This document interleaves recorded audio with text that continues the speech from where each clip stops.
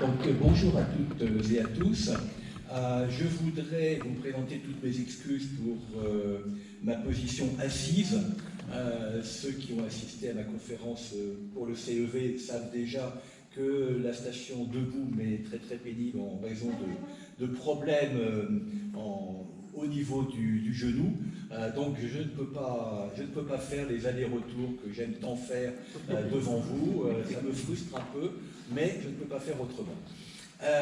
Deuxième chose, donc mon ami Eric Devant qui filme toutes ces conférences me dit qu'il mettra en ligne prochainement la conférence du mois de septembre et celle-ci, donc il y aura les deux en même temps, donc il suffit d'aller sur la chaîne YouTube et si vous voulez me subir une deuxième fois, c'est tout à fait possible.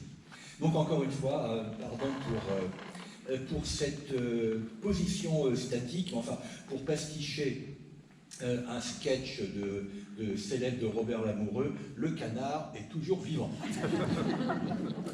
Donc aujourd'hui, je vais mettre l'accent beaucoup plus sur un exotisme sensuel et érotique, qui est vraiment une des dimensions majeures de la littérature du XIXe siècle, ça se prolonge au XXe bien entendu, quant à la représentation de l'Orient, alors que la dernière fois j'avais mis plus l'accent sur les ambiances, les paysages et quelques figures caractéristiques.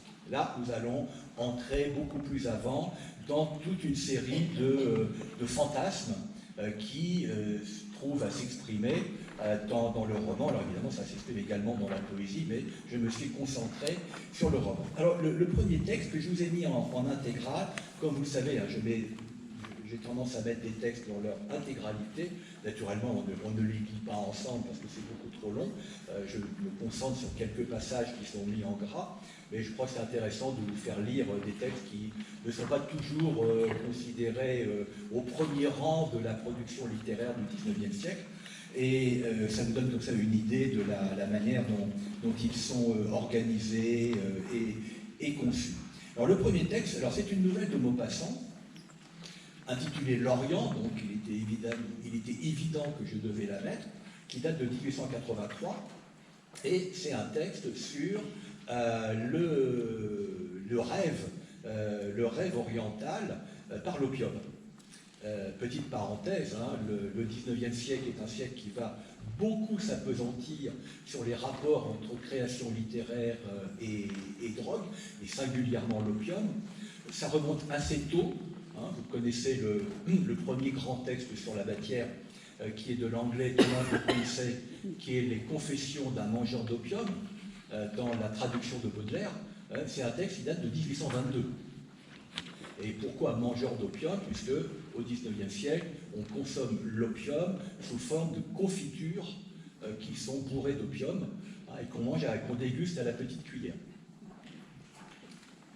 On passera à des drogues un peu plus conséquentes et un peu plus dures par la suite, jusqu'à Sherlock Holmes, c'est la fameuse solution à 7%, qui est une solution de cocaïne.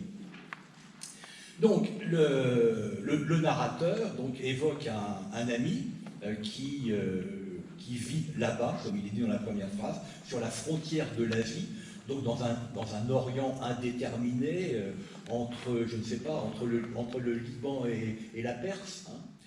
Mais peu importe, ce qui compte, c'est que le discours qu'a tenu cet ami est tout à fait remarquable pour ce qui est de la description de ce que produit l'opium comme rêverie et son association avec l'Orient.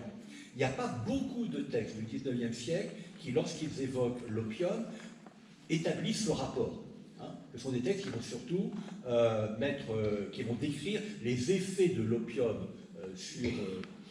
sur le cerveau, mais la mise en rapport de l'opium et du rêve oriental, c'est moins fréquent et c'est sans doute chez Maupassant qu'elle est la plus nette.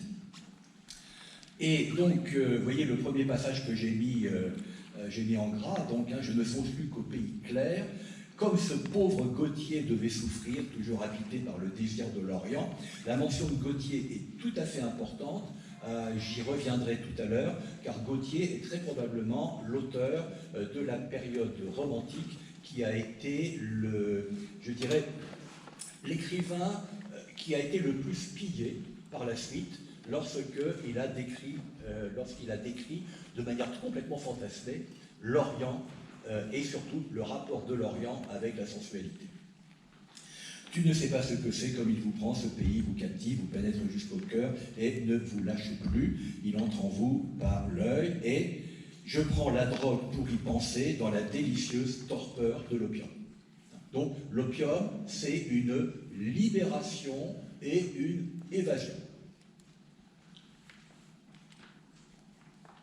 Et ça permet de lutter contre l'irritation harcelante de l'âme, comme il est dit, autrement dit, sur le mal de vivre, sur la forme aiguë du spleen qu'éprouve ce personnage. Et donc, ce qui peut le guérir de cet état, dit-il, hein, c'est en bas de la page, j'attends, deux choses m'en peuvent guérir, l'opium ou l'Orient. Et en réalité, l'opium et l'Orient. Donc vous avez une magnifique description des effets de l'opium, qui ressemble vraiment à du vécu de la part de Maupassant.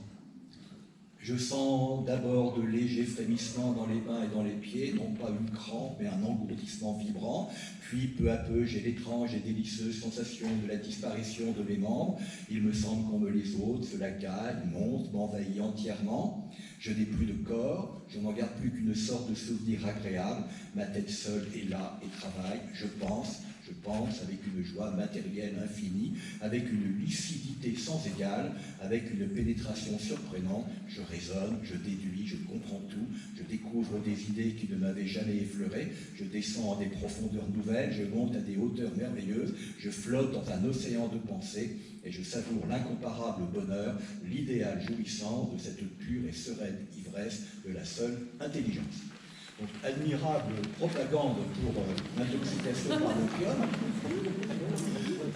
Et la suite vient tout en haut de la page 2, où son ami lui dit, le narrateur lui dit, mais ton désir de l'Orient ne vient que de cette constante ivresse, tu vis dans une hallucination. Et que répond le personnage? Qu'importe la pensée pratique, je n'aime que le rêve, lui seul est bon, lui seul est doux. La réalité implacable me conduirait au suicide si le rêve ne me permettait d'attendre. Hein, donc là, vous avez une des expressions les plus claires, les plus nettes au XIXe siècle, hein, de l'impossibilité de vivre dans le monde moderne. Et ce qui est très intéressant, vous voyez, c'est un texte qui est écrit en 1883. Hein, vous n'êtes pas dans les années 1830, 1840.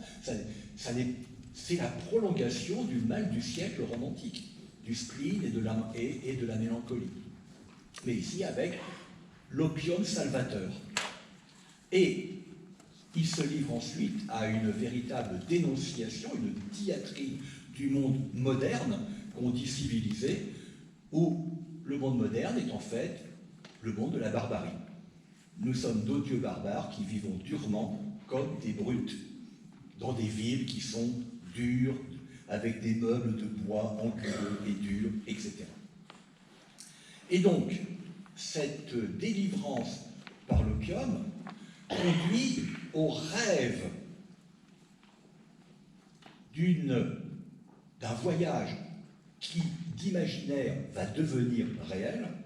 La maison que je vais acheter, je la connais, elle est carrée, avec un toit plat et des découpures de bois à la mode orientale.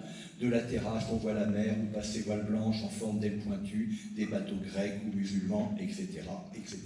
Et ce rêve oriental va se préciser de plus en plus et va se décomposer en 3 éléments principaux.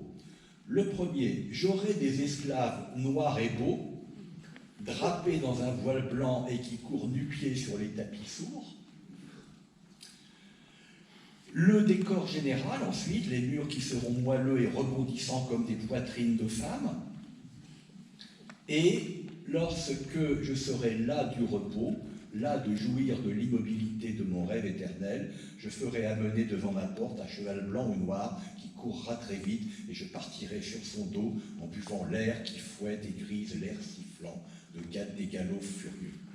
Donc voilà l'emploi du temps idéal dans l'Orient rêvé par ce personnage et qui, évidemment, ne peut qu'être complété par la rêverie érotique. C'est ce que vous avez tout en haut de la page 3. J'aurai 4 ou 5 épouses en des appartements moelleux, 5 épouses venues des 5 parties du monde et qui m'apporteront la saveur de la beauté féminine épanouie dans toutes les races. Le bonheur intégral. Et il est très difficile d'estimer ici dans quelle mesure Maupassant ne se livre pas à une sorte de panégyrique ironique de tout ce que le XIXe siècle orientaliste avait mis en place jusque-là. Car en effet, on va retrouver tous ces fantasmes dans les textes qui sont antérieurs et que Maupassant connaît évidemment, mais qui se trouvent ici, je dirais, synthétisés dans l'expression de ce rêve opiacé. Et il ne revoit plus son ami qui lui écrit ces seuls mots « Je suis heureux ». Donc je vous laisse vous citer ce texte qui est vraiment tout à fait remarquable, qui n'est certainement pas un des textes de Maupassant les plus connus, mais qui me paraît tout à fait emblématique de ce que toute une littérature a décliné tout au long du XIXe siècle sur le thème des fantasmes qui naissent du rêve oriental. Parmi ces fantasmes, le plus important sans doute, c'est le fantasme érotique avec la séduction de la femme orientale qui va se trouver, elle aussi, déclinée en un très grand nombre de représentations romanesques et poétiques. J'en ai choisi quelques-unes qui sont, quelques-unes sont assez connues, d'autres un peu moins. On va commencer j'allais dire le diaporama, on va commencer un peu le panorama de ces représentations. Et à tout seigneur, tout honneur, c'est chez Balzac que l'on va trouver une des plus belles descriptions dans La fille aux yeux d'or, qui date de 1835, qui est le troisième roman de la trilogie de l'histoire des 13, après Ferragus et la duchesse de Langeais. Et je vous ai mis un tout petit résumé de La fille aux yeux d'or, où le héros, Henri de Marsay, va s'éprendre d'une femme absolument séduisante qu'il a croisée lors d'une promenade, qui s'appelle Paquita. Donc là, vous reconnaissez le nom espagnol, mais je vous avais dit la dernière fois que l'Espagne est considérée par l'époque romantique comme faisant partie de l'Orient. Naturellement, il n'a plus qu'une seule pensée, c'est de pouvoir posséder la dite Paquita en question, qui est la fille aux yeux d'or, laquelle, par ailleurs, est l'objet d'un amour farouche et violent de la part de la marquise de Saint-Réal. Donc là, vous avez tout dans La fille aux yeux d'or, puisque vous avez la séduction orientale et vous avez l'homosexualité féminine. Et ça va se terminer très très mal pour La fille aux yeux d'or, qui sera assassinée par la marquise de Saint-Réal. Alors vous avez d'abord la description du boudoir de La fille aux yeux d'or, qui est véritablement un cadre orientalisant à l'intérieur de Paris.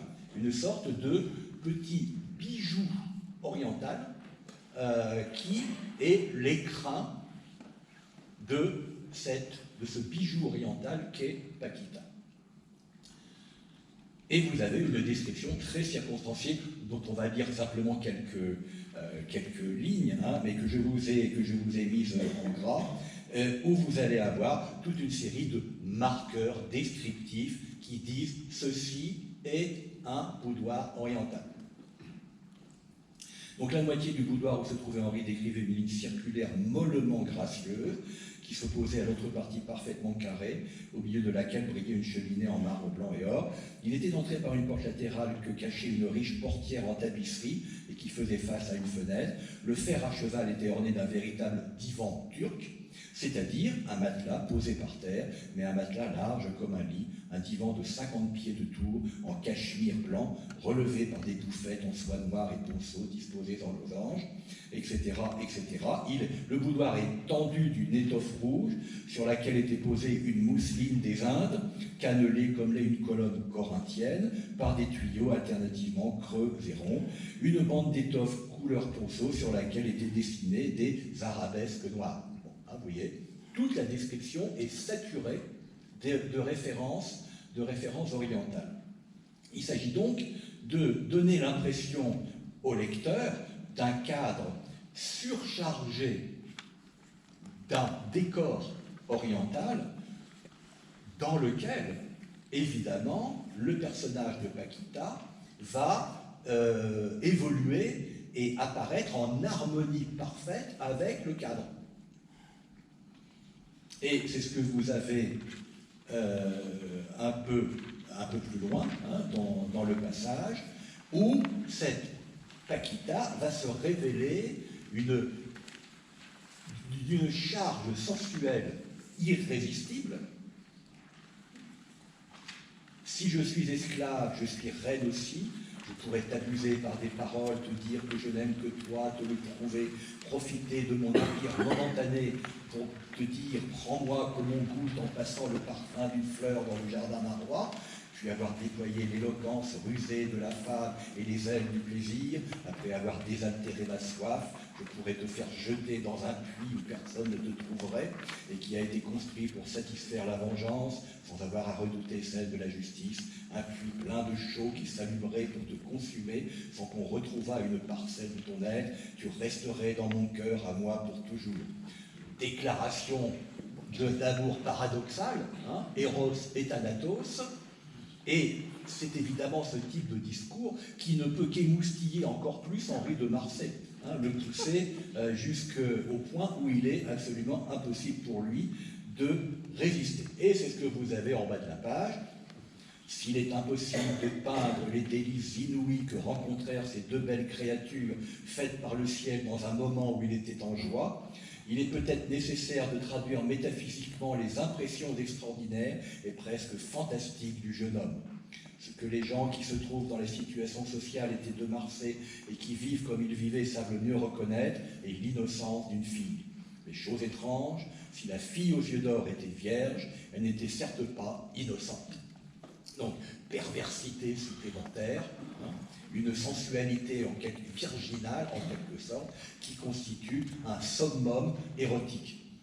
L'union si bizarre du mystérieux et du réel, de l'ombre et de la lumière, de l'horrible et du beau, du plaisir et du danger, du paradis et de l'enfer qui s'étaient déjà rencontrés dans cette aventure, se continuait dans l'être capricieux et sublime dont se jouait de Marsay, tout ce que la volupté la plus raffinée a de plus savant, tout ce que pouvait connaître Henri de cette poésie des sens que l'on nomme l'amour, fut dépassé par les trésors que déroula cette fille, dont les yeux jaillissants ne mentirent à aucune des promesses qu'il faisait. Ce fut un poème oriental où rayonnait le soleil de Saadi Hafiz, que Saadi et Hafiz ont mis dans leurs bondissantes strophes. Donc, poème oriental, Paquita synthétise, rassemble tout ce qui est de l'ordre du fantasme oriental chez Balzac, et que vous allez trouver de manière assez récurrente dans toute la comédie humaine. Il y a un rêve oriental chez Balzac, mais qui est tout à fait conforme au rêve oriental de toute l'époque romantique. À tel point que Balzac a écrit un texte, alors qui n'est pas romanesque, qui se veut un récit de voyage, mais c'est un récit de voyage, d'un voyage fictif qui s'intitule Relation d'un voyage de Paris à Java, qui n'est pas du tout dans la comédie humaine, qui est dans ce qu'on appelle des œuvres diverses, mais qui est une œuvre de pure imagination. Il n'a jamais mis les pieds à Java. Donc voilà ce que vous pouvez trouver sous la plume de Balzac, et vous voyez déjà comment tout cela s'organise. Hein. L'harmonie entre le décor et la figure féminine, la célébration de voluptés indescriptibles, qui laissent beaucoup à l'imagination du lecteur, et le mystère, la contradiction, l'art des contraires, qui est tout à fait conforme, encore une fois, au principe du romantisme. Hein. Lorsque vous lisez la préface de Cromwell, hein, qu'est-ce que c'est que le romantisme? C'est l'alliance des contraires. Hein. C'est l'antithèse permanente. Eh bien, Paquita est tout à fait représentative de cela. Alors, bien entendu, il est impossible de faire l'impasse sur le grand roman oriental de Flaubert, qui est Salammbô. Alors, que veut faire Flaubert avec Salammbô? Alors, il veut quitter ce qui est pour lui la médiocrité et la grisaille occidentale. Salammbô, c'est une anti-Madame Bovary, si vous voulez. Hein. Vous savez que Flaubert, entre autres définitions qu'il donne de son projet de Madame Bovary, il dit « J'ai voulu donner l'impression de la couleur grise ». Donc cette uniformité triste qui caractérise, selon lui, le monde occidental moderne et singulièrement la province, comme emblème même de la médiocrité, de la banalité et de la bêtise. Avec Salammbô, vous êtes aux antipodes, vous êtes dans le flamboiement exotique, et avec en plus le prestige antiquisant, puisqu'il s'agit évidemment de se reporter à l'époque de Carthage. Flaubert a fait des recherches considérables pour écrire ce roman Salammbô. Il a lu à peu près tout ce qui était disponible en français sur l'histoire de Carthage et sur l'histoire des guerres puniques, hein, mais il s'agit évidemment d'écrire un roman hein, à contenu historique ou historicisant, mais qui va mettre au centre du roman, eh bien, évidemment, la figure éponyme, celle de Salammbô, la grande prêtresse de Tanit. Et si Flaubert veut tant se livrer à cet exercice-là, c'est au fond une sorte pour lui, de manière de retrouver les splendeurs et les fantasmes qui avaient été les siens lors de son propre voyage en Orient, où il avait découvert, dit-il, d'incomparables voluptés dans les bordels du Caire, avec notamment une courtisane, Kouchoukianem, qui lui a donné beaucoup de plaisir en même temps qu'un chantre syphilitique, dont il aura beaucoup de mal à se guérir. En fait, même, il ne guérira pas. Et donc, c'est une façon aussi de retrouver quelque chose qui, pour lui, relève d'une forme d'art supérieur, à opposer au monde matérialiste français et européen en général. Hein. On est encore une fois dans une représentation totalement fantasmatique. Et donc il y a la figure de Salammbô, qui est aimé de Mato, le chef des rebelles à Carthage. Vous vous souvenez du célèbre incipit de Salammbô, hein. C'était à Mégara, faubourg de Carthage, dans les jardins d'Hamilcar. Le roman commence véritablement par cette mise en situation dans la ville de Carthage. En fait, c'est très intéressant pour Flaubert de reconstituer une ville par l'imaginaire littéraire, puisque cette ville n'existe plus. Elle a été totalement, comme vous savez, elle a été totalement détruite par les guerres puniques. Donc, premier élément de description de Salammbô, c'est le premier paragraphe que vous avez en gras. Donc, il y avait au milieu de la terrasse un petit lit d'ivoire, couvert de peaux de lynx, avec des coussins en plumes de perroquet, animal fatidique consacré aux dieux, et dans les quatre coins s'élevaient 4 longues cassolettes remplies de nard, d'encens, de cinnamome et de myrrhe. L'esclave alluma les parfums. Salammbô regarda l'étoile polaire. Elle salua lentement les 4 points du ciel et s'agenouilla sur le sol parmi la poudre d'azur qui était semée d'étoiles d'or à l'imitation du firmament, puis les 2 coudes contre les flancs, les avant-bras tout droits et les mains ouvertes. En se renversant la tête sous les rayons de la lune, elle dit « Oh, Rabed, Baalet, Tanit ». Donc elle se livre là au culte de la déesse Tanit. Elle se balança tout le corps 2 ou 3 fois, puis se jeta le front dans la poussière, les bras allongés. Son esclave la releva lentement, car il fallait, d'après les rites, que quelqu'un vint arracher le suppliant à sa prosternation. C'était lui dire que les dieux l'agréaient, et la nourrice de Salammbô ne manquait jamais à ce devoir de piété. Et enfin, dernier paragraphe que j'ai mis en gras, Salammbô s'avança jusqu'au bord de la terrasse, ses yeux un instant parcoururent l'horizon, puis ils s'abaissèrent sur la ville endormie, et le soupir qu'elle poussa, en lui soulevant les seins, fit onduler d'un bout à l'autre la longue cimarre blanche qui pendait autour d'elle, sans agrafe ni ceinture. Ses sandales à pointe recourbées disparaissaient sous un amas d'émeraudes, et ses cheveux à l'abandon remplissaient un réseau en fil de pourpre. Donc là, vous avez une des très nombreuses descriptions de femmes orientales dans la littérature du XIXe siècle, avec une insistance particulière sur la souplesse et le chatoiement des étoffes, sur l'abondance des bijoux, sur la chevelure, etc., etc. Tout cela, à l'époque de Flaubert, est déjà un ensemble de poncifs.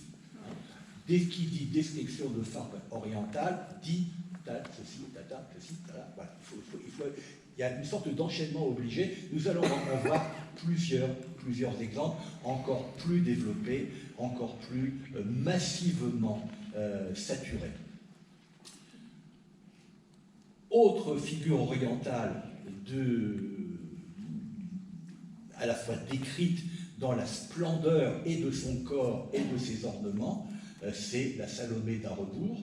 Donc vous savez que le personnage de Des Esseintes dans À rebours se constitue un musée personnel dans la villa où il prend en quelque sorte, où il fait retraite.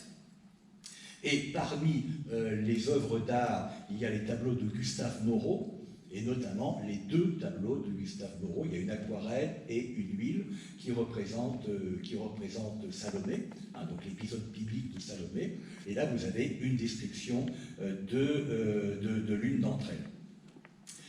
Elle n'était plus seulement la baladine qui arrache à un vieillard par une torsion corrompue de ses reins un cri de désir et de rute, qui rompt l'énergie, fond la volonté d'un roi par des remous de seins, des secousses de ventre, des frissons de cuisses. Elle devenait en quelque sorte la déité symbolique de l'indestructible luxure, la déesse de l'immortelle hystérie, la beauté maudite, élue entre toutes par la catalepsie qui lui raidit les chairs et lui durcit les muscles, la bête monstrueuse, indifférente, irresponsable, insensible, empoisonnant de même que l'Hélène antique tout ce qui l'approche, tout ce qui la voit, tout ce qu'elle touche. Ainsi comprise, elle appartenait aux théogonies de l'Extrême-Orient. Elle ne relevait plus des traditions bibliques, ne pouvait même plus être assimilée à la vivante image de Babylone, à la royale prostituée de l'Apocalypse, accoutrée comme elle, de joyaux et de pourpre, fardée comme elle. Car celle-là n'était pas jetée par une puissance fatidique, par une force suprême, dans les attirantes abjections de la débauche. Elle est presque nue. Dans l'ardeur de la danse, les voiles se sont défaits, les brocarts ont croulé. Elle n'est plus vêtue que de matières orfèvries et de minéraux lucides. Un gorgerin lui sert de même qu'un corselet la taille, et ainsi qu'une agrafe superbe, un merveilleux joyau darde des éclairs dans la rainure de ses 2 seins, plus bas aux hanches, une ceinture l'entoure, cache le haut de ses cuisses, le bas une gigantesque pendeloque où coule une rivière d'escarboucles et d'émeraudes. Enfin, sur le corps resté nu, entre le gorgerin et la ceinture, le ventre bombe, creusé d'un nombril dont le trou semble un cachet gravé d'onyx au ton laiteux, aux teintes de rose d'ombre. Admirable description de tableau dont vous mesurez la charge érotique, bien entendu, et vous êtes vraiment dans les débuts de l'écriture décadentiste, celle qui surcharge le texte, qui fait des phrases qui sont rythmées lourdement comme l'est la danse de Salomé, qui miment par leur rythme les ondulations d'un corps voluptueux. Et donc Des Esseintes connaît un véritable orgasme lorsqu'il regarde ces tableaux, parce qu'il s'effondre après sur le sol. Donc on est là, véritablement, dans une sorte, si vous voulez, d'animation de la peinture, hein,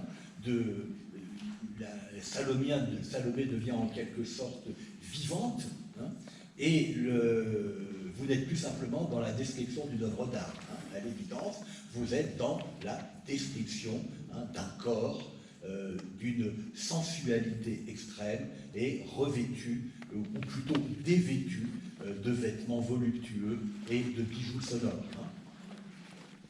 Vous retrouvez le célèbre poème de Baudelaire. Hein. La très chère était nue et, connaissant mon goût, n'avait gardé que ses bijoux sonores.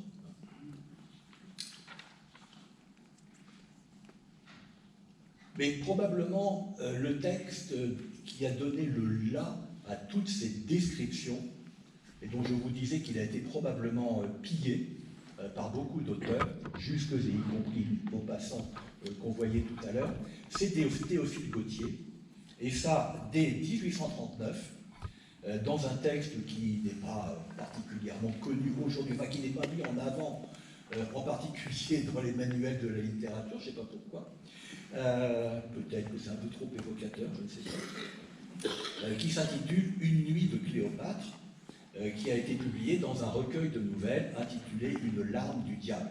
Là, je vous l'ai mis quasi en intégralité, et où vous allez avoir donc une description de Cléopâtre qui est absolument extraordinaire, et je vous l'ai mise en gras. C'est la page suivante après le titre. Mais il y a un petit paragraphe sur lequel j'attire votre attention, car il est délicieusement ironique.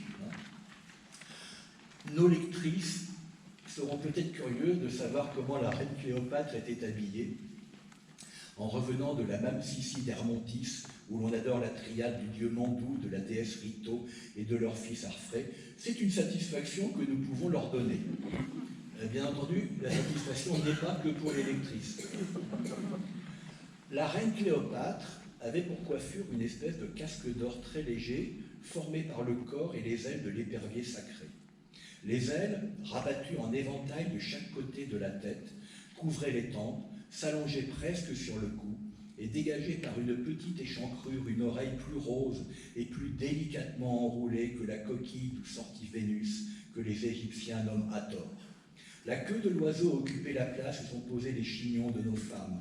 Son corps, couvert de plumes imbriquées et peintes de différents émaux, enveloppait le sommet du crâne, et son cou, gracieusement replié vers le front, composait avec la tête une manière de corps étincelant de pierreries. Un cimier symbolique en forme de tour complétait cette coiffure élégante, quoique bizarre. Des cheveux noirs comme ceux d'une nuit sans étoiles s'échappaient de ce casque et filaient en longues tresses sur de blondes épaules, dont une collerette ou hausse col, ornée de plusieurs rangs de serpentines, d'azérodraques et de chrysobéryl, ne laissait, hélas, apercevoir que le commencement. Une robe de lin à côte diagonale, un brouillard d'étoffe, de l'air tramé, ventus textilis, comme dit Pétrone, ondulait en blanche vapeur autour d'un beau corps dont elle estompait mollement les contours. Cette robe avait des demi-manches juste sur l'épaule, mais évasées vers le coude comme nos manches à sabot, et permettait de voir un bras admirable et une main parfaite, le bras serré par 6 cercles d'or et la main ornée d'une bague représentant un scarabée. Une ceinture dont les bouts noués retombaient par devant marquait la taille de cette tunique flottante et libre. Un mantelet garni de franges achevait la parure, et si quelques mots barbares n'effarouchent point des oreilles parisiennes, nous ajouterons que cette robe se nommait Shenty et le mantelet Calasiris. Pour dernier détail, disons que la reine Cléopâtre portait de légères sandales fort minces, recourbées en pointe et rattachées sous le cou de pied, comme des souliers à la poulaine des châtelaines du Moyen-Âge. Donc, accumulation de traits égyptiens, accumulation de description de la coiffure, des bijoux et des vêtements, avec évidemment l'insistance particulière sur la quasi-transparence du dit vêtement, que vous retrouverez dans la totalité des descriptions de femmes orientales au XIXe siècle. Voilà pourquoi je vous disais que le texte de Gautier, retenez bien la date, 1839, apparaît comme une sorte, si vous voulez, de matrice de très très nombreuses descriptions. Alors quel est le propos de cette nuit de Cléopâtre? Eh bien, c'est que Cléopâtre, évidemment, a séduit par sa beauté un jeune homme, Marmion, qu'elle va inviter à ses côtés pendant une orgie, description d'orgie, on va la voir, ne vous inquiétez pas, et elle va évidemment profiter de lui, et puis elle va l'empoisonner au moment où Marc-Antoine arrive.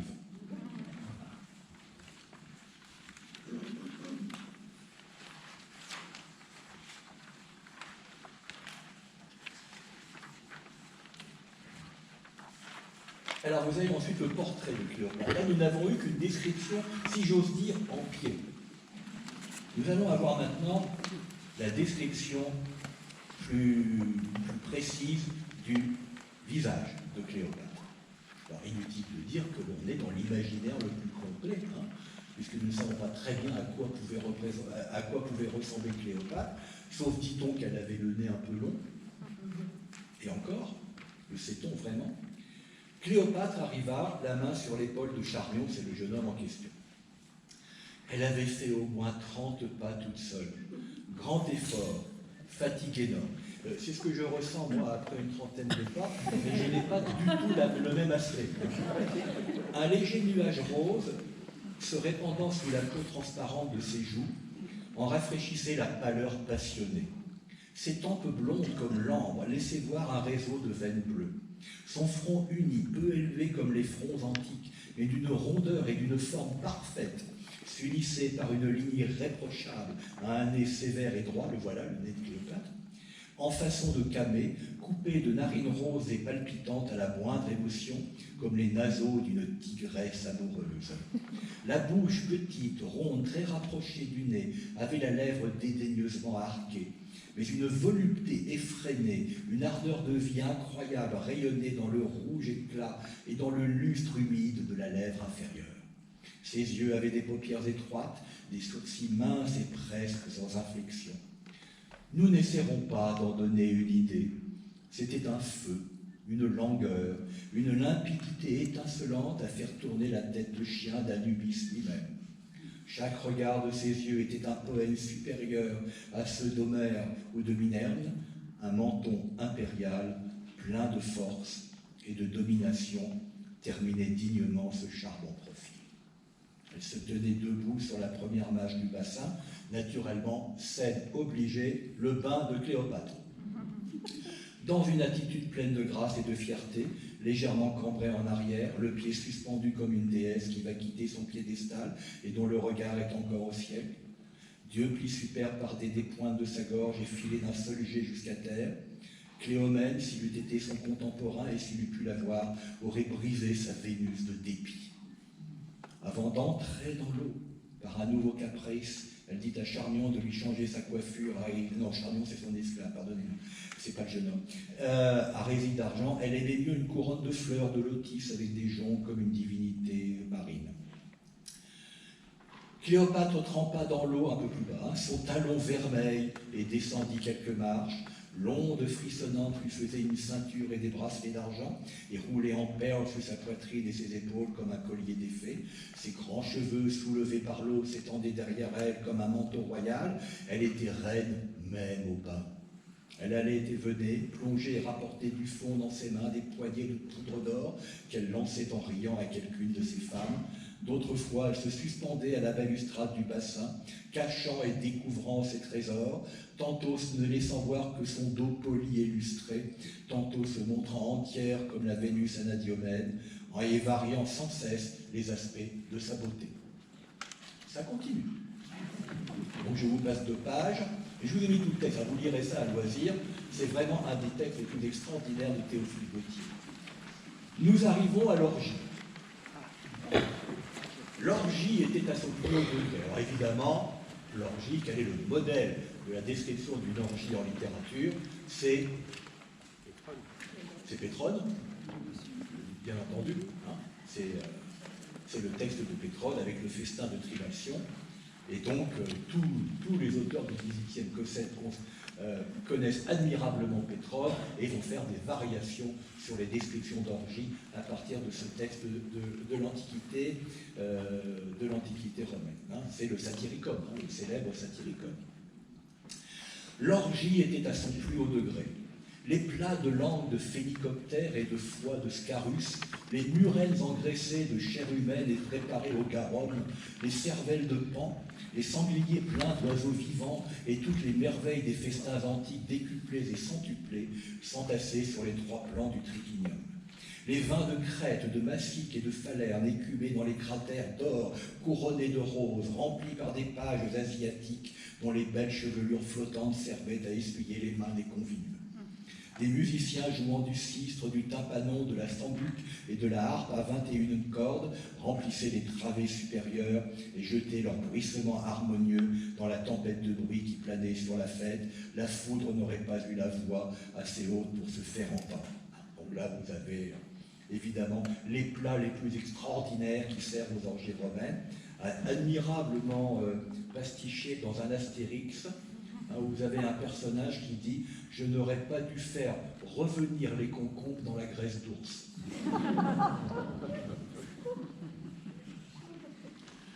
Un peu plus bas, Cléopâtre elle-même se leva de son trône, rejeta son manteau royal, remplaça son diadème sidéral par une couronne de fleurs, ajouta des crotales d'or à ses mains d'albâtre et se mit à danser devant Meyamoun éperdu de ravissement.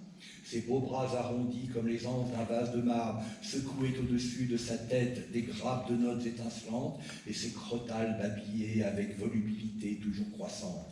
Debout sur la pointe vermeille de ses petits pieds, elle avançait rapidement et venait effleurer d'un baiser le front de Meyamoun, puis elle recommençait son manège et voltigeait autour de lui, tantôt se cambrant en arrière, la tête renversée, l'œil demi-clos, les bras pâmés et morts, les cheveux débouclés et pendants comme une bacchante du mont Ménal agitée par son dieu. Tantôt leste, vive, rieuse, papillonnante, infatigable et au plus capricieuse de ses méandres que l'abeille qui butine. L'amour du cœur, les voluptés des sens, la passion ardente, la jeunesse inépuisable et fraîche, la promesse du bonheur prochain, elle exprimait tout. Mettez-vous à la place du pauvre Meyamoun. Et donc va arriver ce qui ne peut qu'arriver, et après cela, eh bien, Cléopâtre va lui donner une coupe dans laquelle se trouve un poison. Il va mourir, s'étaler à ses pieds, le poison se mélangeant bien entendu à la perle, le fameux poncif de Cléopâtre faisant fondre des perles dans du vinaigre. Et à ce moment-là, c'est la dernière ligne de la page, « Père Hercule, ma belle reine, j'ai eu beau faire diligence, je vois que j'arrive trop tard, dit Marc-Antoine en entrant dans la salle du festin. Le souper est fini, mais que signifie ce cadavre renversé sur les dalles? Oh, rien, fit Cléopâtre en souriant. C'est un poison que j'essayais pour m'en servir si Auguste me faisait prisonnière. Vous plairait-il, mon cher Seigneur, de vous asseoir à côté de moi et de voir danser ces bouffons grecs? » Voilà la nuit de Cléopâtre, hein, texte vraiment admirable, qui est à la fois, bien entendu, tout chargé d'ironie par Théophile Gautier. À l'évidence, il s'amuse, c'est un plaisir d'écriture, une accumulation de descriptions, de termes rares, de références antiquisantes. C'est presque une sorte, je dirais, de délassement d'érudits, mais qui est tout à fait inscrit au cœur de ce que le romantisme fait de l'idéal oriental féminin. Et Cléopâtre représentant en quelque sorte la perfection même de cet idéal féminin.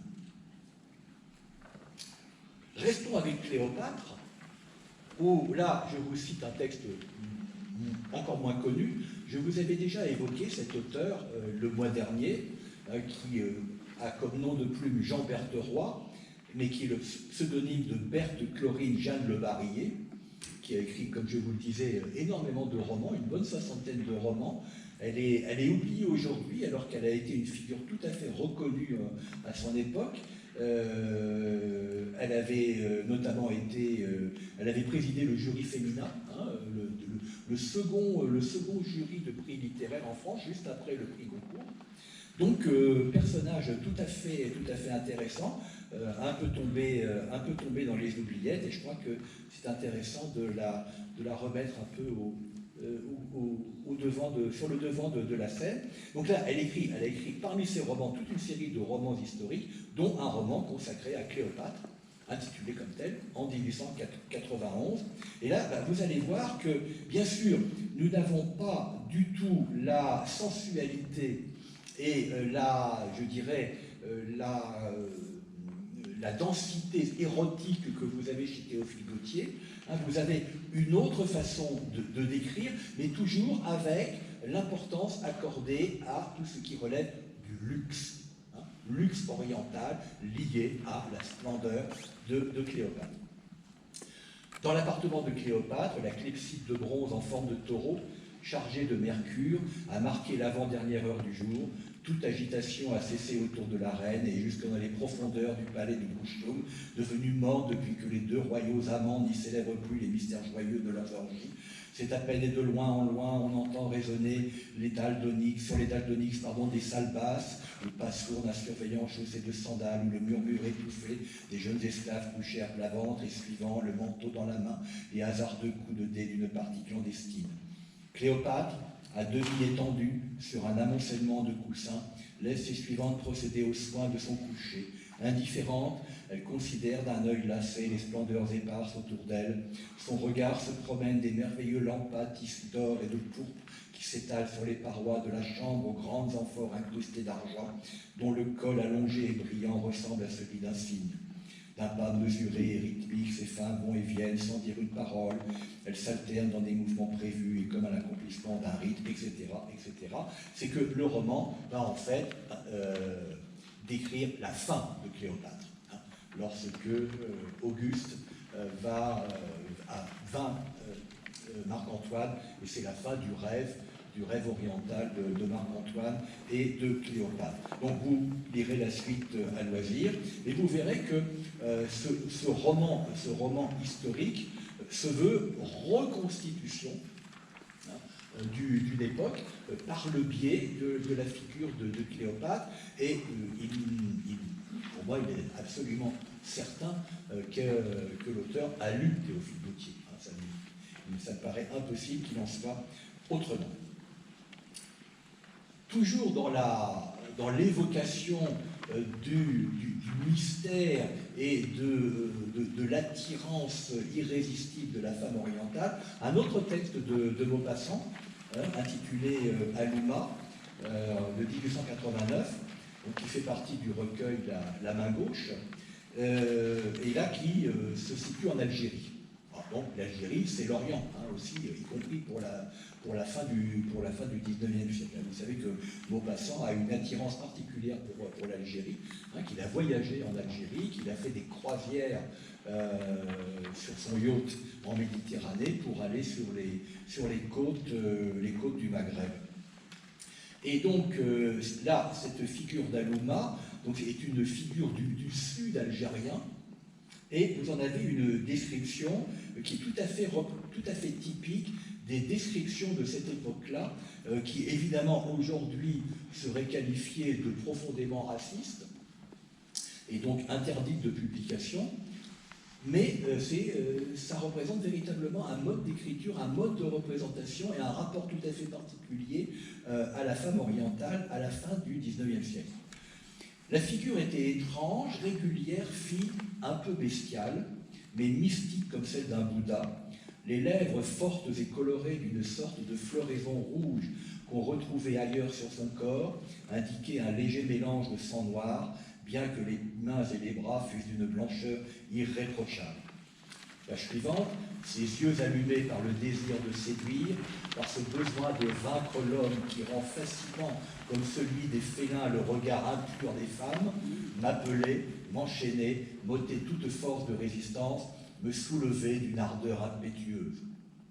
Ce fut une lutte courte, sans parole, violente, entre les prunelles seules, l'éternelle lutte entre les deux brutes humaines, le mâle et la femelle, où le mâle est toujours vaincu.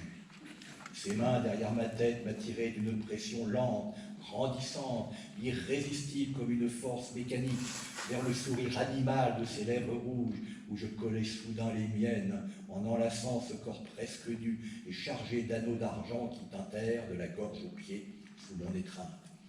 Elle était nerveuse, souple et saine comme une bête, alors oui, la récurrence du thème de la bestialité, avec des airs, des mouvements, des grâces et une sorte d'odeur de gazelle, ajoutons encore une couche, qui me firent trouver à ses baisers une rare saveur inconnue, étrangère à mes sens, comme un goût de fruits des tropiques. Et donc, le narrateur qui évoque ces moments délicieux passés en compagnie d'Alouma, essaye d'en savoir un peu plus sur elle, et donc elle va évidemment lui raconter une histoire dont il considère que comme toutes les femmes sont menteuses, et singulièrement les femmes de là-bas sont toutes des menteuses, on ne peut pas les croire, mais enfin, c'est beau à écouter. Elle me raconta donc qu'elle était fille d'un caïd des Ouled Sidi Cheikh et d'une femme enlevée par lui dans une razzia sur les Touaregs. Cette femme devait être une esclave noire, ou de moins provenir d'un premier croisement de sang arabe et de sang nègre. Les négresses, on le sait, sont fort prisées dans les harems, où elles jouent le rôle d'aphrodisiaque. Rien de cette origine d'ailleurs n'apparaissait hors de cette couleur empourprée des lèvres et les fraises sombres de ses seins allongés, pointus et souples comme si des ressorts les eussent dressés.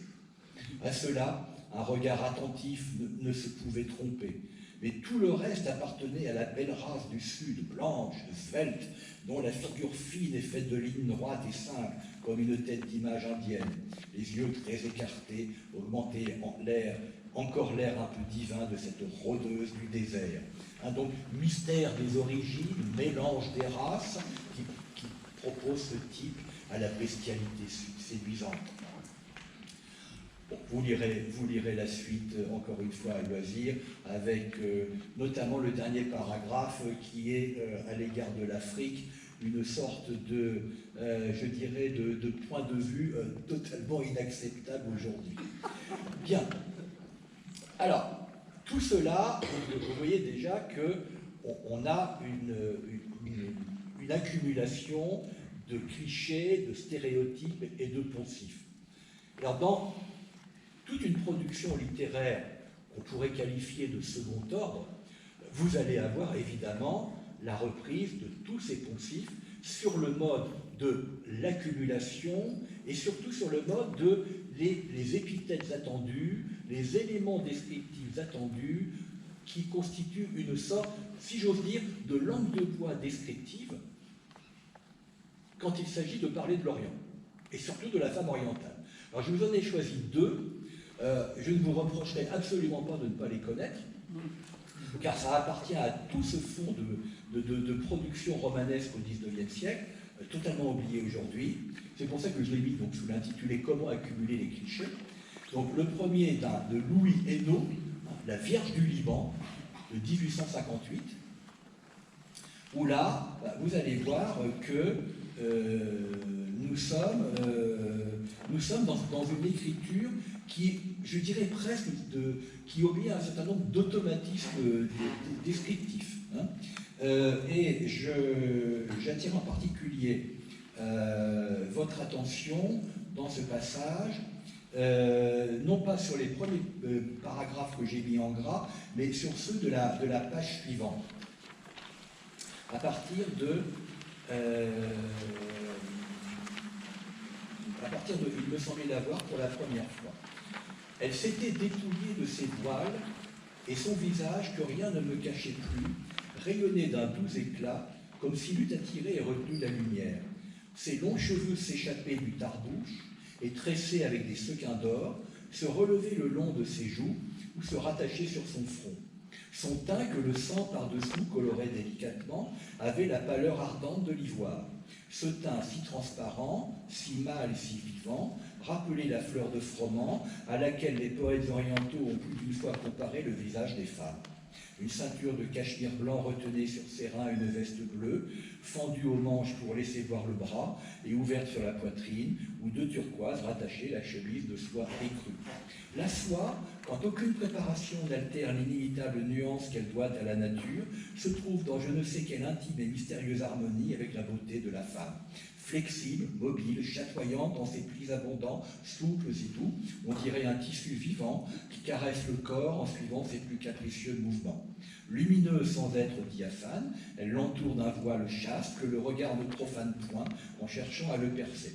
Idéal vêtement qui semble fait d'un rayon, tant sa trame d'or filée, légère, aérienne, ondoyante sous le soleil, absorbe et renvoie de douces lueurs en reflets ruisselants. Tant sa blonde blancheur de perles se fond délicatement avec les tons ambrés du cou et la teinte fauve et rutilante des cheveux. Cette tunique de soie moins belle que la peau qu'elle touchait, luttait pourtant de finesse avec elle et laissait deviner dans toute son élégance et dans toute sa grâce la taille svelte et nerveuse de Mira. Bon, vous voyez, nous sommes là vraiment dans ce qu'on pourrait appeler une tartine descriptive. Le mot tartine est en usage au XIXe siècle. On appelle tartine un développement dans lequel on ne va rien trouver d'inconnu, mais qui ne fait que conforter le lecteur dans ce qu'il croit déjà savoir. C'est un terme de journalisme au départ. Alors, je vous en ai mis un autre, encore moins connu, d'un nommé Jérusalemi, sur lequel je n'ai pas réussi à trouver de renseignements, c'est dire à quel point il est oublié, intitulé Khadija de 1877. Et là, vous allez avoir la description de la fille du cheikh Abdullah. Je vous invite à regarder le paragraphe en gras de la page suivante. Depuis quelques années, voici une faible partie de ce que la renommée disait de Khadija, fille du cheikh Abdullah. La neige qui couronne le sommet du mont Olympe n'est pas plus blanche que son corps virginal, et l'aile du corbeau plus noire n'est plus luisante que les tresses innombrables de ses longs cheveux. Ses yeux sont semblables à deux lacs limpides où se reflètent la splendeur et la pureté du firmament. Le soleil du printemps réchauffe et réjouit moins que le sourire de Khadija à travers le corail de ses lèvres, et les yeux qui la contemplent sont éblouis comme à l'aspect d'un astre lumineux.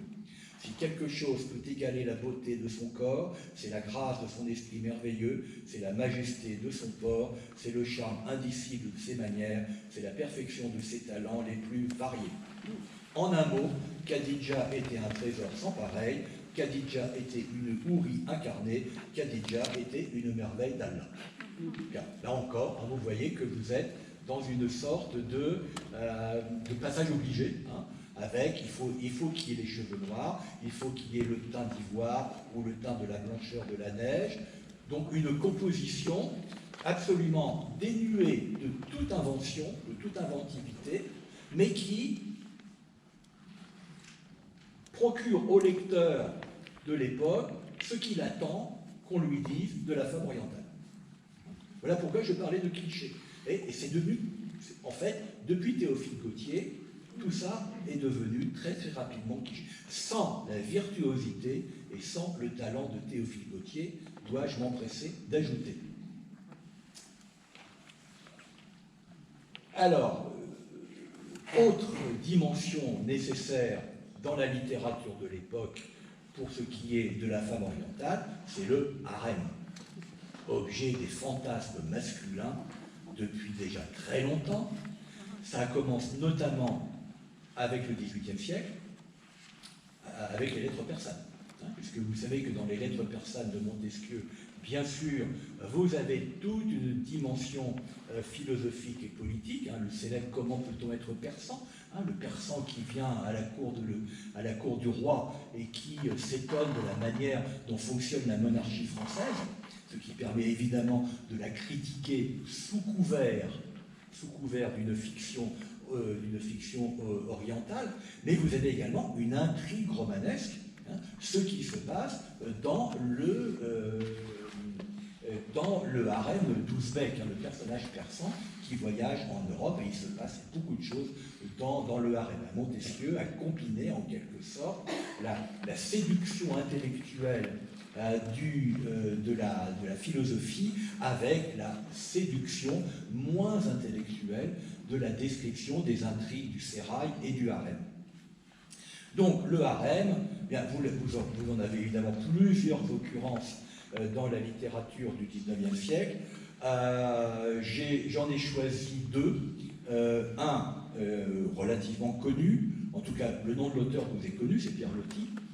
Pierre Loti qui s'est rendu, comme vous le savez, dans l'Empire ottoman, s'est rendu à Istanbul, et qui a écrit en 1906 un roman intitulé Les Désenchantés, roman des harems turcs contemporains. L'autre, vous verrez, vous est, je pense, moins connu, mais sérieusement plus épicé. Et alors Loti, évidemment, on le retrouvera lors de la dernière, peut-être même dès l'avant-dernière conférence avec Madame Chrysanthème. Grand texte sur la femme japonaise. Donc, vous avez donc la relation des rencontres clandestines du romancier français, Pierre Loti, avec des ottomanes révoltés par la vie cloîtrée qui leur est imposée dans le harem. Et vous avez en particulier la description de la visite que rend une des femmes du harem à la sultane. C'est dans le premier paragraphe. Donc, une fois franchi la grande enceinte des parcs d'Ibdiz, le coupé noir arriva devant une grille fermée qui était celle des jardins de la sultane. Un nègre avec une grosse clé solide vint ouvrir et la voiture derrière laquelle une bande d'eunuques à la livrée de la validée courait maintenant pour aider la visiteuse à descendre, s'engagea dans les allées fleuries pour s'arrêter en face du perron d'honneur. La jolie suppliante connaissait le cérémonial d'introduction, étant déjà venue plusieurs fois aux grandes réceptions du Baïram chez la bonne princesse. Dans le vestibule, elle trouva, comme elle s'y attendait, une trentaine de petites fées, de toutes jeunes esclaves, des merveilles de beauté et de grâce, relues pareillement comme des sœurs et alignées en deux files pour la recevoir. Après un grand salut d'ensemble, les petites fées s'abattirent sur elle comme un vol d'oiseaux caressant et léger et l'entracèrent dans le salon des yashmak où chaque dame doit entrer d'abord pour quitter ses voiles. Là, en un clin d'œil, avec une adresse consommée, les fées, sans mot dire, lui eurent enlevé ses mousselines enveloppantes qui étaient retenues par d'innombrables épingles, et elle se trouva prête par une mèche, pas une mèche de ses cheveux dérangés, sous le turban de gaze impondérable qui se pose en diadème très haut et qui est de rigueur à la cour, les princesses du sang ayant seules le droit d'y paraître tête nue. Un peu plus bas, près d'entrer dans le salon, si difficilement pénétrable, où se tenait la mère du calife, elle tremblait comme une grande fièvre. Un salon d'un luxe tout européen, hélas, sauf les merveilleux tapis et les inscriptions d'islam, un salon gai et clair, donnant de haut sur le Bosphore, que l'on apercevait lumineux et resplendissant à travers les grillages des fenêtres. 5 ou 6 personnes en tenue de cour, et la bonne princesse assise au fond, se levant pour recevoir la visiteuse. Il y a une faute de frappe, pardonnez-moi, les renvois saluent de même que pour les majestés occidentales, mais le troisième, un prosternement complet à 2 genoux. La tête a touché terre comme pour baiser le bas de la robe de la dame, qui tout de suite, avec un franc sourire, lui tendait les mains pour la relever, etc. etc. Et donc, ce qui est intéressant ici, c'est que Loti présente une femme du harem, sortant du harem, pour rendre visite à la sultane. Pourquoi vient-elle? Elle vient tout simplement se plaindre du comportement de certains eunuques à l'intérieur du harem et obtenir de la sultane que les eunuques en question soient réprimandés et que les filles enfermées puissent jouir d'un peu plus de liberté. Autrement dit, vous êtes dans un moment où le harem est en train, je dirais presque, de revendiquer une forme de liberté.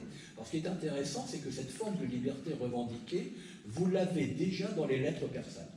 Hein, puisque vous avez en effet la favorite d'Ouzbek qui se révolte contre l'oppression dont elle est victime et qui, pour ce faire, va tuer des eunuques. comme si le message des lettres persanes n'était pas simplement critiquer la monarchie absolue française, mais critiquer l'enfermement des femmes dans les harems orientaux. Mais le texte que peut-être vous ne connaissez pas, le plus chargé en érotisme que je connaisse, et croyez-moi, j'en connais un rayon, c'est celui signé Marc de Montifaut, qui est un pseudonyme, encore une fois, d'écrivain femme, Marie-Amélie Chartroux de Montifaut, pas très connue, qui écrit en 1882 un roman intitulé Sabine, dont le titre ne semble pas annoncer qu'il va y avoir une intrigue de harem. En réalité, donc, la Sabine en question va se rendre avec un ami peintre dans un harem ottoman, et c'est naturellement la visite dans ce harem sous des prétextes esthétiques qui va donner lieu à une description particulièrement chargée sur le plan érotique. Et donc le peintre va d'abord admirer, vous l'avez en gras dans le paragraphe, dans la première partie du texte, le trémoussement de cette vision de croupe remuante dura environ une demi-heure.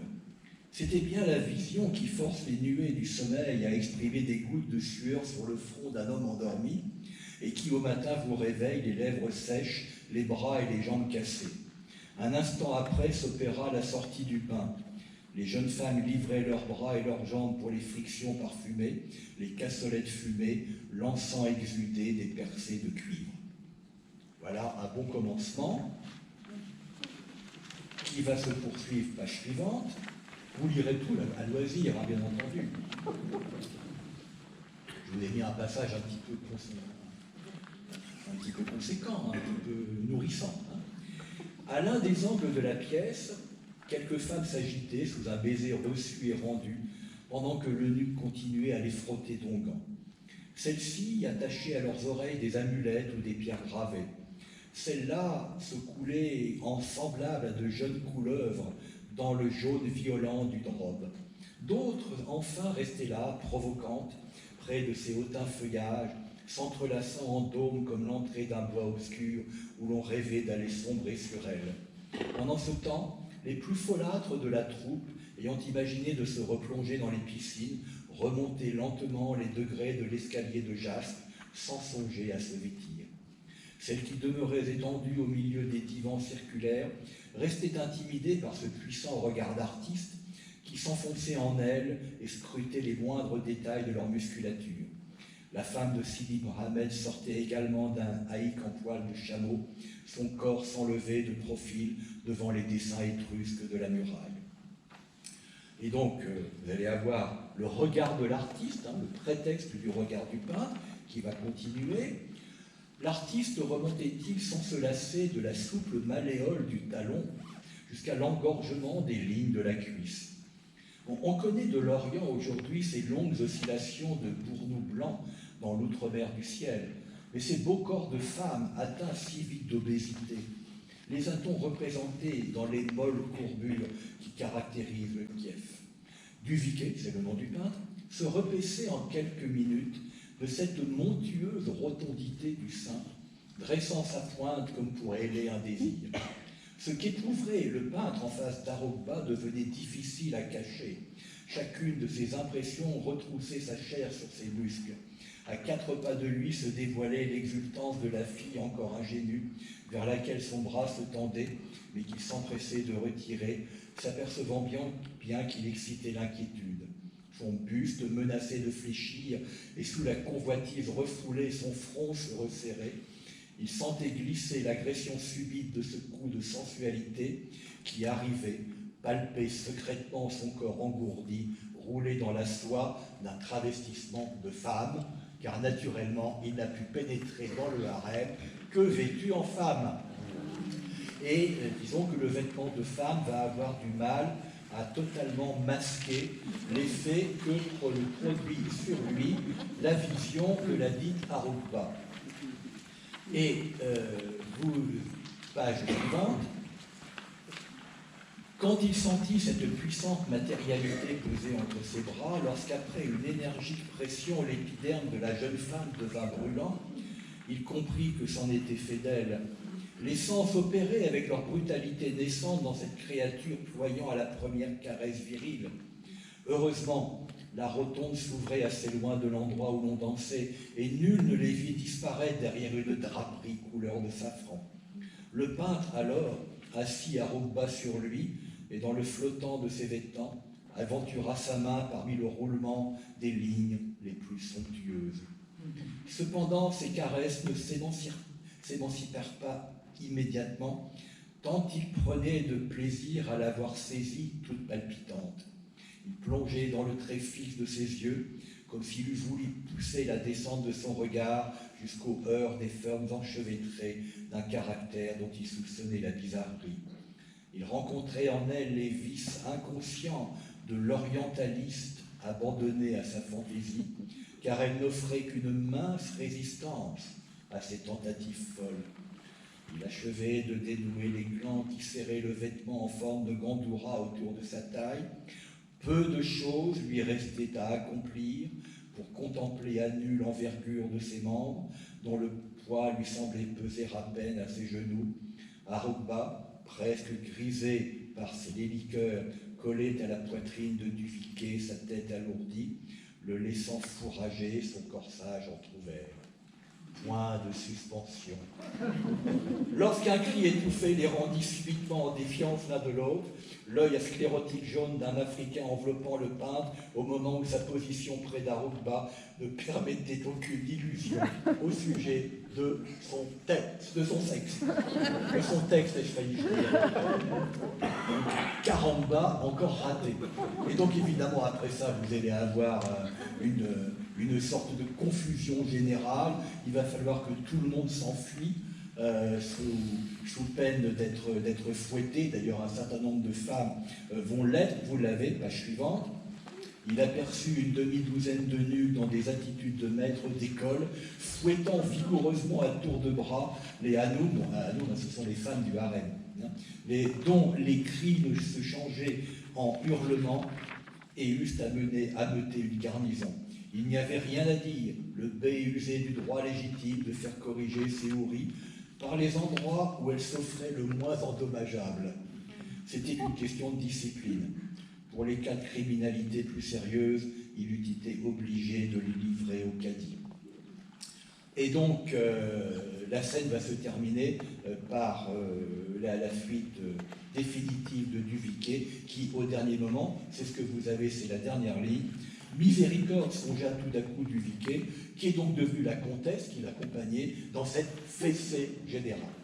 Donc, vous voyez, ce texte-là est tout à fait extraordinaire, parce qu'il reprend bien entendu tous les poncifs de la description des femmes orientales et de la description de harem, mais le fait dans un but évident de titillation du lecteur.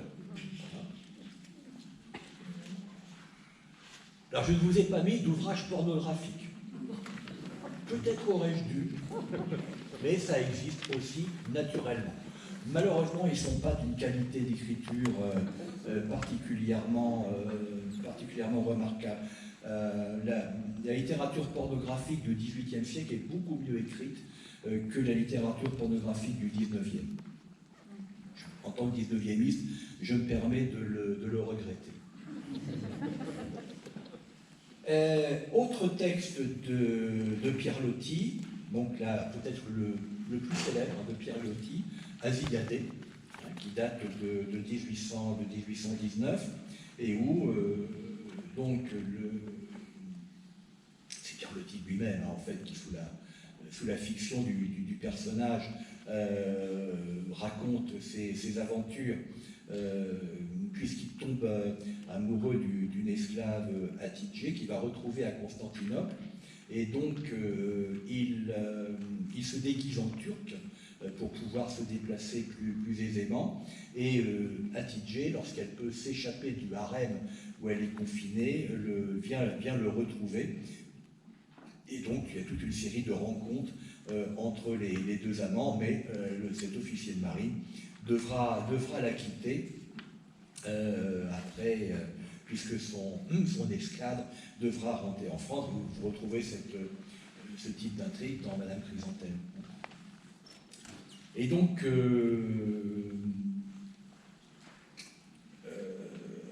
Hatice, en fait, c'est celle qu'il appelle également Asiyadé. Elle porte deux noms dans le roman. Asiyadé parle peu, elle sourit souvent mais ne rit jamais. Son pas ne fait aucun bruit. Ses mouvements sont souples, ondoyants, tranquilles et ne s'entendent pas. C'est bien là cette petite personne mystérieuse qui le plus souvent s'évanouit quand paraît le jour et que la nuit ramène ensuite à l'heure des djinns et des fantômes. Elle tient un peu de la vision, et il semble qu'elle illumine les lieux par lesquels elle passe. On cherche des rayons autour de cette tête enfantine et sérieuse, et on en trouve en effet, quand la lumière tombe sur certains petits cheveux impalpables, rebelles à toutes les coiffures, qui entourent délicieusement ses joues et son front. Elle considère comme très inconvenants ces petits cheveux, et passe chaque matin 1 heure en effort tout à fait sans succès pour les aplatir.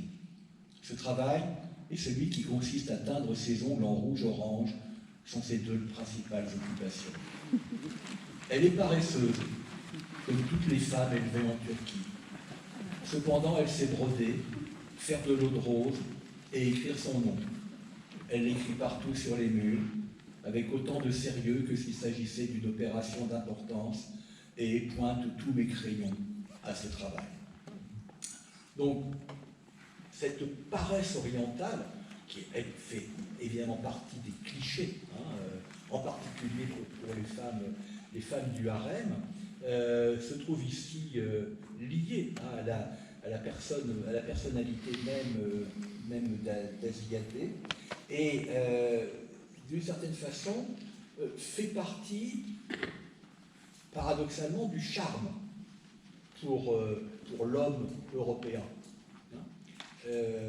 Et c'est là que l'on voit véritablement se mettre en place une conception de la femme que la femme orientale réalise pleinement, c'est-à-dire de la réduire uniquement à son charme sensuel, de faire d'elle un objet magnifique, mais en réalité un objet de consommation. Donc c'est par le biais de la fiction orientale que le XIXe siècle va probablement être le plus misogyne, puisque cette réduction de la féminité à la simple disponibilité érotique peut apparaître à la fois comme un rêve masculin particulièrement important, mais aussi comme une façon de réduire la femme à être une quantité disponible et à une qualité réduite uniquement à la disponibilité du corps. Voilà pourquoi je voulais insister sur cet ensemble de clichés qui, d'un côté, semble être une magnification de la beauté féminine, mais de l'autre, disent aussi une forme de ségrégation que le harem réalise de manière emblématique. Le grand rêve de l'enfermement des femmes disponible pour le désir des hommes. Ce qui était déjà dit au XVIIIe siècle. Dans tous les textes qui vont parler du harem au XVIIIe siècle, ça va être le thème constant. Donc, après tous ces fantasmes développés par le biais de la littérature, se crée chez beaucoup au XIXe siècle, se crée un véritable rêve d'Orient, un désir de voyage en Orient. Le voyage en Orient au XIXe siècle avait d'abord commencé pour des raisons que je qualifierais de culturelles, c'est-à-dire aller sur les lieux où s'est originée la civilisation. retrouver le monde d'où tout procède. C'est le sens, par exemple, de l'itinéraire de Paris à Jérusalem, de Chateaubriand, c'est le sens du voyage en Orient de Lamartine, c'est le sens du voyage en Orient de Gérard de Nerval et de bien d'autres. L'Orient comme en quelque sorte le prestige à la fois culturel et théologique, qui le rend irrésistiblement attirant. Donc aller en Orient, c'est retourner à la source. Puis va venir se mêler à ce désir d'Orient comme retour à la source, bien sûr, le désir des paysages exotiques, de la lumière en particulier. Ça, évidemment, toute la peinture du XIXe siècle, à partir des années 1830, va hériter de cela. Autrement dit, un exotisme prestigieux parce qu'il offre une autre qualité de la lumière, de l'air, du sol. Dès lors, on a cette autre dimension de l'Orient telle qu'elle se définit dans les voyages en Orient. Et très vite aussi va se produire cette attirance pour la séduction orientale, particulièrement celle des femmes. Et c'est celle-là qui va prendre le pas au fil du XIXe siècle, notamment à partir des années 1840-1850. Évidemment, les autres dimensions ne vont pas disparaître, mais celle-ci va venir au premier plan. Donc, toutes ces composantes constituent ce que j'appelle le désir d'Orient. Et ce désir d'Orient, eh bien, relativement vite aussi, va se heurter à la déception orientale.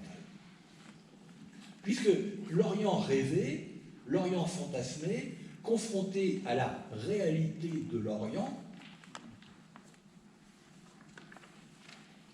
peut trouver que l'Orient n'est pas à la hauteur, n'est pas à la hauteur de l'attente. Et vous avez un certain nombre de textes qui vont exprimer cela. Et l'un d'entre eux, c'est le dernier texte que je vous ai mis, c'est chez Alphonse Daudet, dans le Caravansérail, que vous trouvez dans les contes du lundi. Alors ce n'est pas l'un des contes du lundi que l'on évoque le plus souvent, mais évidemment celui-ci nous convient tout à fait à ce que je voulais essayer de développer. Alors ce désenchantement de l'Orient provoqué par l'Orient réel sera surcompensé par une exacerbation du fantasme oriental, mais en littérature. L'Orient, en quelque sorte, l'Orient réel étant décevant, il faut que l'Orient rêvé soit sublimé par la littérature, d'où l'intense production de textes orientaux, à intrigue orientale. Comme si la littérature venait en quelque sorte combler un manque ou venait guérir cette déception. Et on aura l'occasion de retrouver ça aussi un peu lorsqu'on évoquera l'Orient asiatique, de la Perse à la Chine, et lorsqu'on évoquera le Japon. Au fond, la littérature comme refuge pour continuer à nourrir les fantasmes. Et regardez la première phrase de ce texte que je vous ai mis. Est-ce que je vous l'ai mis en intégrale? Je crois que oui. Je ne peux pas me rappeler sans sourire le désenchantement que j'ai eu en mettant le pied pour la première fois dans un caravansérail d'Algérie. Ce joli mot de caravansérail, que traverse comme un éblouissement tout l'Orient féerique des 1001 nuits, la référence aux 1001 nuits est capitale.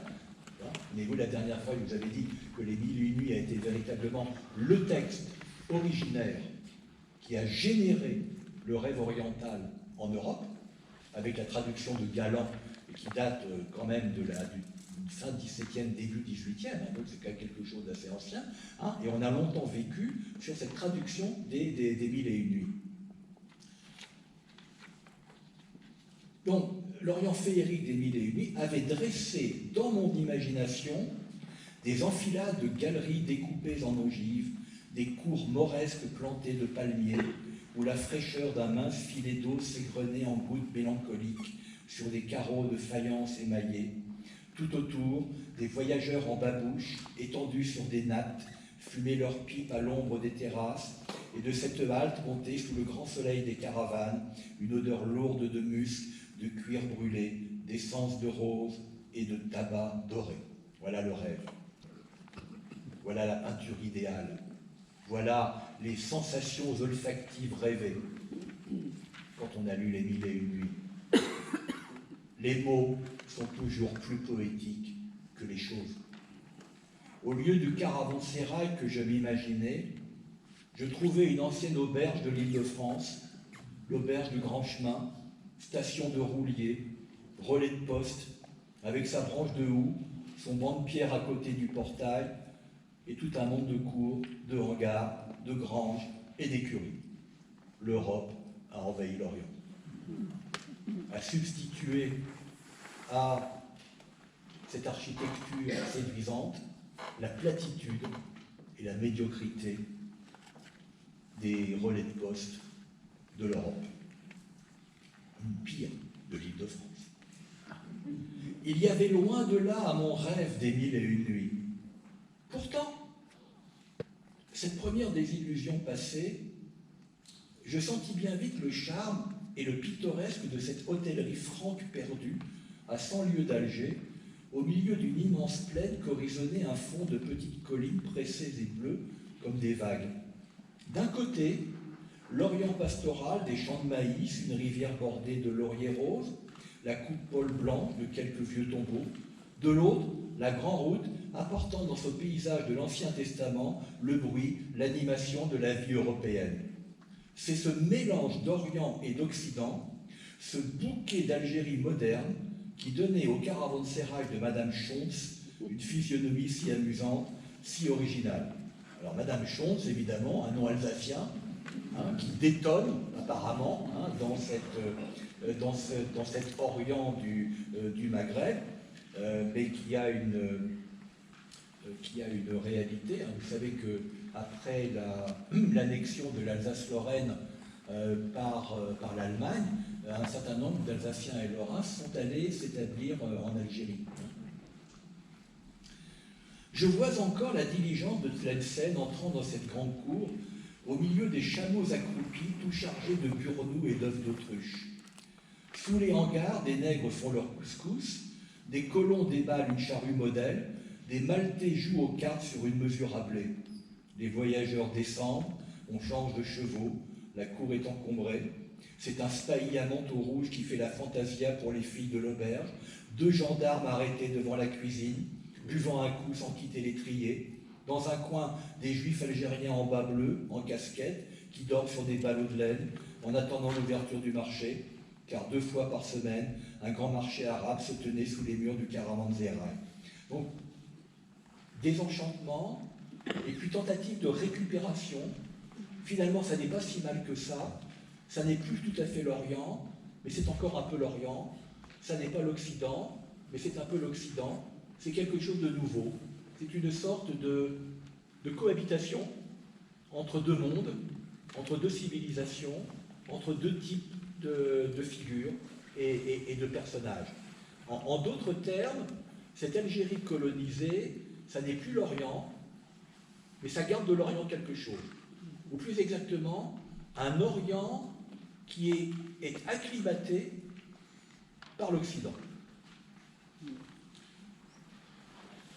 Et donc, le spectacle qui s'offre aux voyageurs est une sorte de nouveauté qu'il faut essayer de décrire, dont il faut essayer de mettre en évidence les caractéristiques et les qualités nouvelles. Ces jours-là, donc c'est les jours de marché, En ouvrant ma fenêtre le matin, j'avais en face de moi un fouillis de petites tentes, une houle bruyante et colorée, où les chéchias rouges des Kabyles éclataient comme des coquelicots dans un champ, et c'était jusqu'au soir des cris, des disputes, un fourmillement de silhouettes au soleil. Au jour tombant, les tentes se pliaient, hommes, chevaux, tout disparaissait, s'en allait avec la lumière, comme un de ces petits mondes tourbillonnants que le soleil emporte dans ses rayons. Le plateau restait nu, la plaine redevenait silencieuse, et le crépuscule d'Orient passait dans l'air, avec ses teintes irisées et fugitives comme des bulles de savon. Pendant 10 minutes, tout l'espace était rose. Il y avait, je me rappelle, à la porte du caravansérail, un vieux puits si bien enveloppé dans ses lueurs du couchant que sa margelle usée semblait de marbre rose, le seau de la flamme, la corde, le seau ramené de la flamme, pardon, la corde ruisselait de gouttes de feu. Peu à peu, cette belle couleur de rubis s'éteignait, passait à la mélancolie du lilas, puis le lilas lui-même s'étalait en s'assombrissant, un bruissement confus courait jusqu'au bout de l'immense plaine, et tout à coup, dans le noir, dans le silence, éclatait la musique sauvage des nuits d'Afrique, clameurs éperdues des cigognes, aboiements des chacals et des hyènes, et de loin en loin, un mugissement sourd, presque solennel, qui faisait frissonner les chevaux dans les écuries, les chameaux sous les hangars des cours. Voilà l'Orient retrouvé, parce qu'il n'y a plus de présence humaine. Il reste un Orient éternel, l'Orient de la couleur du ciel, l'Orient de ce coucher de soleil, l'Orient des cris animaux. Le prestige du désert, il reste encore de l'Orient, Dieu merci.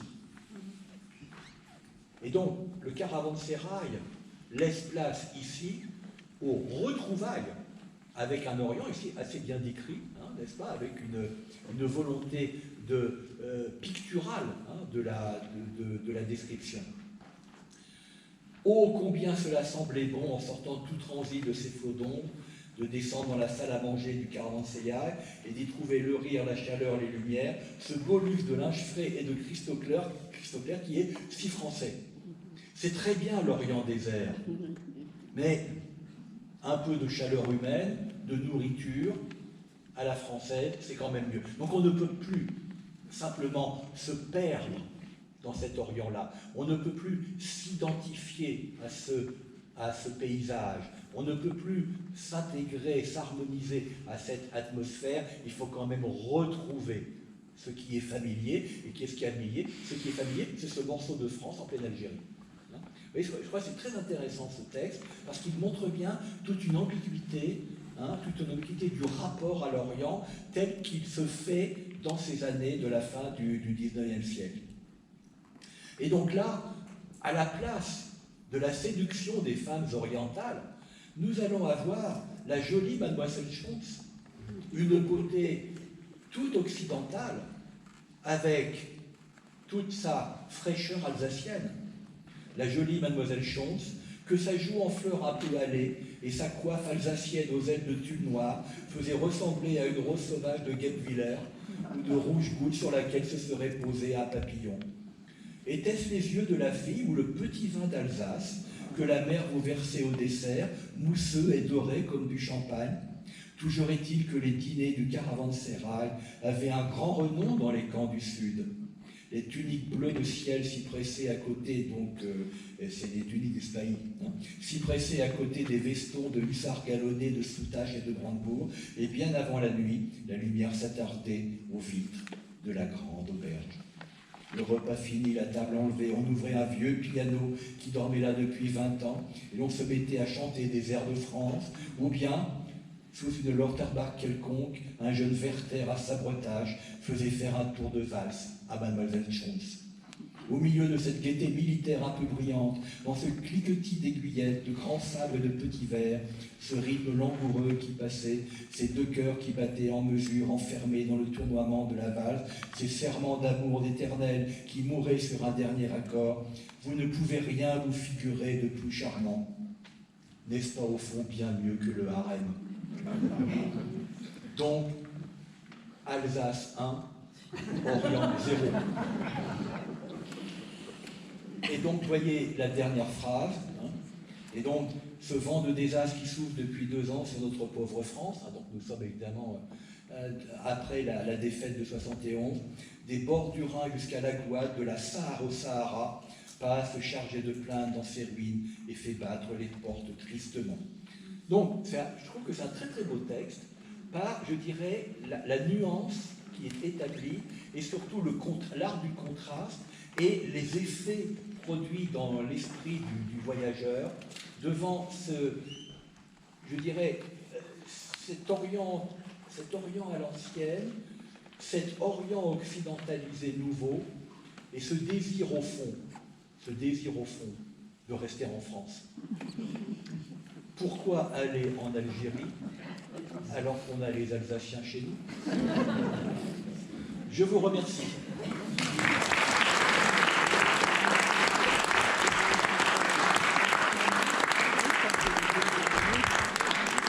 Il nous reste quelques minutes pour quelques questions, donc je suis prêt à y répondre si j'en suis capable. Non, monsieur, quelque chose de très pratique. Oui. YouTube, pour se retrouver vos conférences. Oui. Nous marquons que le nom. Sur un moteur de recherche quelconque, type Google, vous tapez mon nom et ça va vous donner accès. Ça va vous donner accès aux différents enregistrements. Alors, non pas seulement ceux qui sont faits ici, mais d'autres que j'ai pu faire en d'autres lieux et en d'autres occasions. Ah, merci beaucoup. Si vraiment ça ne vous fatigue pas trop de me revoir. Pas d'autres questions? Non? Alors, je vous donne rendez-vous le mois prochain, ce sera le 23 novembre. Et là, on change complètement de sujet, puisqu'il s'agira de Zola et l'affaire Dreyfus, en liaison avec le spectacle Les Téméraires, qui sera donné le 6 janvier, si ma mémoire est bonne. Donc c'est Cathy qui m'avait demandé si je pouvais faire ça. Ah oui, je peux, bien entendu. Et donc, vous sera distribué le jour venu un ensemble de documents où je vous ai mis deux choses en particulier. La première, c'est la chronologie la plus précise que je connaisse de l'affaire Dreyfus, qui a été publiée par les Cahiers naturalistes. C'est une publication consacrée à Zola et au naturalisme. Et donc, ils ont fait, il y a quelques années, une chronologie qui est vraiment remarquable. Je ne dirais pas jour par jour, mais mois par mois. Donc c'est un peu long, mais vous aurez tout. Et dessus, j'ai surligné tout ce qui constitue les interventions de Zola dans l'affaire Dreyfus et les prises de position et les textes qu'il a pu écrire. La deuxième chose, je vous reproduis des extraits assez copieux des textes que Zola a consacrés à l'affaire Dreyfus, en dehors de J'accuse, parce qu'évidemment, on pense toujours à J'accuse, mais il y a beaucoup d'autres textes qui sont plus intéressants, de mon point de vue, que ce qu'il écrit dans J'accuse, qui est vraiment un texte de circonstance, qui est un texte de combat, qui lui a été, qu'il a fait publier dans le journal de Clémenceau. C'est dire Clémenceau qui a trouvé le titre, puisque le titre original, c'était « Lettre à Monsieur le Président de la République », etc. Beaucoup trop long, pas du tout vendeur. Et Clémenceau a dit « Non, vous braillez cela, votre titre c'est « J'accuse ». Et il a eu raison. Mais les autres textes de Zola sont tout à fait intéressants. Donc on aura l'occasion de parler de ces différents textes de Zola et puis de se remettre en mémoire cette affaire Dreyfus qui est d'une très grande complexité en réalité, avec énormément de rebondissements, d'intrications, etc. et pour lesquels Zola a risqué sa vie. Il n'a pas pris que des risques littéraires et professionnels, et il a risqué sa peau. C'est pour ça qu'il a dû... Il est parti à Londres, parce que... il a dû rester quelque temps à Londres parce que les menaces sur sa vie se faisaient précises, et comme vous le savez, on pense qu'il est mort assassiné. Parce que l'intoxication à l'oxyde de carbone, c'est quelque chose qui se produisait fréquemment, ça existe encore maintenant, c'est vrai, mais une intoxication à l'oxyde de carbone provoquée par une cheminée qui a été bouchée, ça ressemble quand même à un crime. Voilà, donc je vous donne rendez-vous au 23 novembre. Oui, pardon. J'ai une question qui a trait à la... Oui. Quand on parle de l'Orient de façon générale, vous incluez aussi l'Asie? Ah bien sûr, bien sûr. Pour aller très très vite, L'Orient au XIXe siècle, ça va de Lisbonne à Tokyo. Donc, ma conférence de janvier, il n'y aura pas de conférence en décembre, ma conférence de janvier, ça sera sur l'Orient, l'Extrême-Orient, de la Perse à la Chine, et la dernière conférence, la 5e, du mois de mars, ce sera consacré exclusivement au Japon. Donc voilà, oui, l'Orient, nous maintenant, hein, on distingue le Proche-Orient, le Moyen-Orient, l'Extrême-Orient. Nous ne situons plus du tout le Maghreb dans l'Orient, encore moins la péninsule ibérique, ou le sud de l'Italie, ou la Grèce, etc. Et pour le XIXe siècle, l'Orient, ça va de Lisbonne, en passant par Madrid, par Naples, par Athènes, par Istanbul, jusqu'à alors Tokyo n'existe pas, hein, c'est Edo, hein, le nom de la capitale du Japon à l'époque, c'est Edo. Voilà, donc c'est énorme l'Orient. Hein. C'est une vision complètement, qui est, je dirais, complètement fausse, tant sur le plan géographique que civilisationnel. Mais c'est le regard qu'il porte.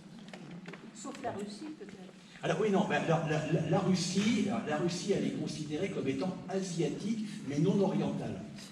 C'est un statut très très particulier.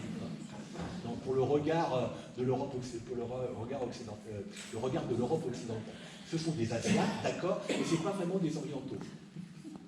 Allez savoir. Je vous remercie.